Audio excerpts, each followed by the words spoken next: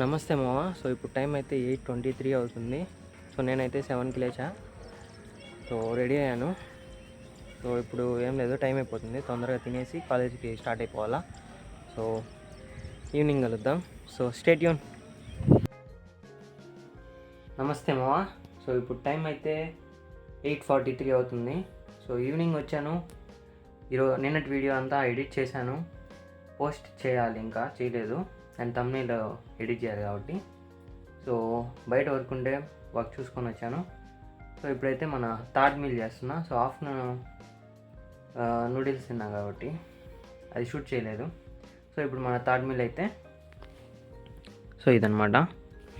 So ఇది తినేసి ఇప్పుడు ఆ వీడియో టైం ఉంటే ఆ వీడియో అప్లోడ్ చేసేస్తాను. బయటికి వెళ్ళాలి. సో గన్నవరం తిరునాళ్ళు ఉంది కాబట్టి సో ఊరికే అలా వెళ్ళేసి వద్దామని చెప్పేసి వెళ్తున్నా. సో ఇది థర్డ్ టైం అనమాట మనం వెళ్ళడం కూడా. So stay tune. A few inches later.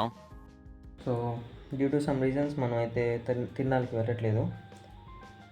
So అది సంగతి. అండ్ నెక్స్ట్ మన డైలీ టాస్క్స్ చూసుకుంటే 10K స్టెప్స్లో 7,791 స్టెప్స్ చేస్తున్నాం. అండ్ వర్కౌట్ సెషన్ ఆల్రెడీ చెప్పాను. And day by day plan చేసుకున్నా. అండ్ నెక్స్ట్ వీక్ కానీ ఆ తర్వాత వీక్ కానీ డైలీ వర్కౌట్ ప్లాన్ అనేది చూసుకుందాం.